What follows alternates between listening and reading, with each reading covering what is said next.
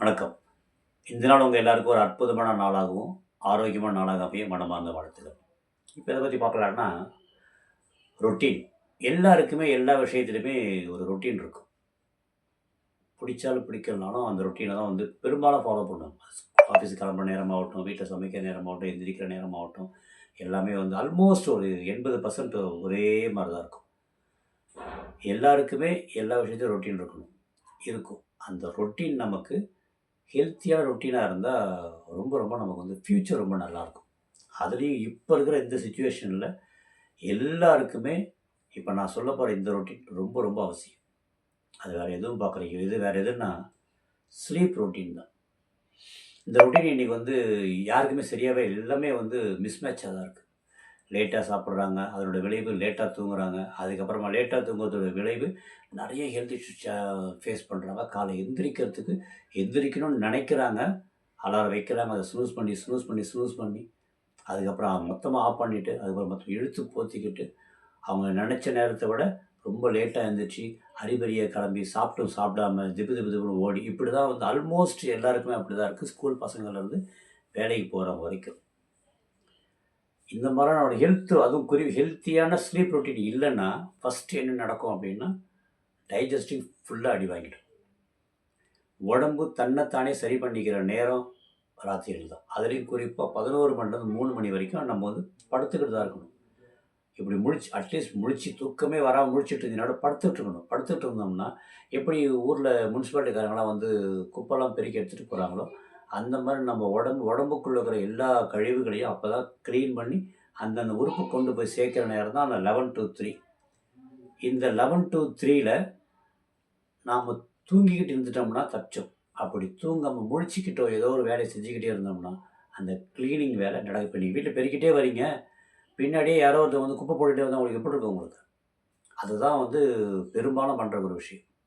அதுக்கப்புறம் அந்த கிளீனிங் பண்றதோட விளைவு அது மட்டுமே இல்லாம, உடம்பு தன்னைத்தானே சரி பண்ணிக்கிற நேரமும் அந்த ராத்திரி மட்டும்தான். அந்த இருட்டுல நல்லா காத்தோட்டமா படுத்து தூங்கும்போது, உடம்பு தன்னைத்தானே ஹீல் பண்ணிக்கிற ப்ராசஸ் நடக்கும். அப்ப சீக்கிரமா டிஃபன் சாப்பிடுறோம், சீக்கிரமா படுக்கிறோம், இருட்டுல தூங்குறோம் அப்படின்னும்போது, டைஜஸ்ட் நல்லா ஆகுது. டாக்ஸிக்கலா அந்தந்த இடத்துக்கு போய் சேரும்போது, காலைல எந்திரிக்கும்போது பயங்கர ஃப்ரெஷ்ஷா கண்ணு முழிச்சு எந்திரிக்கலாம்.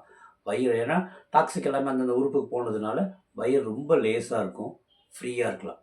இது 2ம் நடந்துருச்சுனாலே காலைல ஃப்ரெஷ்ஷா எந்திரிக்கலாம். அப்ப நம்ம எந்த வேலை நம்ம செய்ய நினைக்கிறோமோ, அந்த வேலைய பக்காவா செய்ய முடியும். கான்சன்ட்ரேஷன் பக்காவா இருக்கும். மெமரி பக்காவா இருக்கும். ஈவன் பசங்களாவே இருந்தாலும் ஸ்கூலுக்கு போய் உட்காந்தாங்கன்னா, அவங்க ஸ்கூல்ல பாடம் நடத்தும்போது தூக்கம் வராது. ஆஃபீஸ் போற நமக்கு தூக்கம் வராது. என்ன செய்யணுமோ அத நம்ம கரெக்ட்டா யோசிச்சு கரெக்ட்டா முடிவெடுக்க முடியும். இது எல்லாமே வெறும் இந்த தூக்கம் ஒண்ணு தான் டிஸ்டர்ப் ஆச்சுன்னா எல்லாமே கெட்டுடும். இப்ப ஸ்கூலுக்கு போறாங்க. ஒரு 3லருந்து ஒரு 6 ப்ரீ கேஜி, எல்கேஜி, யுகேஜி பசங்கலாம் தான் அட்லீஸ்ட் ஒரு 10லருந்து 13 மணி நேரம் அவங்க தூங்கணும். உங்க வீட்ல பசங்க தூங்குறாங்களான்னு செக் பண்ணிக்கோங்க. இதே ஒரு பிரைமரி ஸ்கூல் ஒரு 6 வயசுலேருந்து 12 வயசு வரைக்கும் இருக்கிற பசங்கலாம் தான் அட்லீஸ்ட் ஒரு 8லருந்து 9லருந்து 12 மணி நேரமாச்சும் அவங்க தூங்கணும். தூங்குறாங்களா செக் பண்ணிக்கோங்க. டீனேஜர்ஸ் 13லருந்து ஒரு 18 வயசு வரைக்கும் இருக்கிறாங்கன்னா, அவங்க ஒரு 8 டூ 10 மணி நேரமாச்சும் அவங்க தூங்கணும். தூங்குறாங்களா செக் பண்ணுங்க. வயசானவங்களுக்கு அவங்களுடைய லைஃப் ஸ்டைலுக்கு தகுந்த மாதிரி என்னுடைய ஸ்லீப்பிங் ஹவர்ஸ் மாறும். ஆவரேஜா 6 to 8 ஹவர்ஸ் வச்சுக்கலாம். யாரு 18 அண்ட் அபோவ். 18லேருந்து ஒரு 40 வரைக்கும் வச்சுக்கலாம். சரியா? உங்களுடைய தூக்கம் எந்த மாரி இருக்கு? எந்த ரேஞ்சில இருக்கு? எப்படி இருக்கு? குறிப்பா உங்க பசங்களோட தூக்கம் அந்த ரேஞ்சில இருக்கான்னு செக் பண்ணிக்கோங்க. மறுபடியும் சொல்றேன். நேரத்துக்கு சாப்பிடணும். லைட்டா சாப்பிடணும். தூங்குறதுக்கு ஒரு 1/2 மணி நேரத்துக்கு முன்னாடியே மொபைல் ஃபோன், டிவி எல்லாம் கட் பண்ணிட்டு, கண்ணுக்கு நல்லா ரெஸ்ட் குடுத்துட்டு, அதுக்கப்புறம் படுக்க போணும்.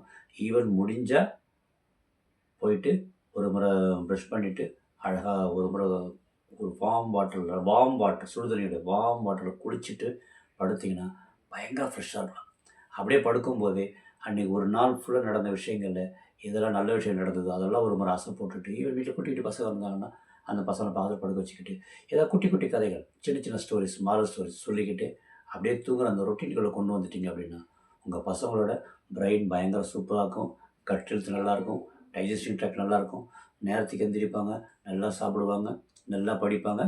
மொத்தத்தில ஆரோக்கியமான லைஃப் ஸ்டைலோட போயிடுவாங்க. இது எல்லாத்துக்கும் நீங்க செய்ய வேண்டிய ஒரே விஷயம் என்ன? இப்போ உங்களுடைய ஸ்லீப் ரொட்டீன் எப்படி இருக்குது ஃபஸ்ட்டு அதை செக் பண்ணிக்கோங்க. அதுக்கப்புறம் அதை கொஞ்சம் கொஞ்சமாக மாற்றிக்கோங்க. நீங்கள் செஞ்சீங்கன்னா உங்களை பார்த்து உங்கள் பசங்க கண்டிப்பாக ஃபாலோ பண்ணுவாங்க. சரியா? ட்ரை பண்ணி பாருங்கள். பாய். Take care.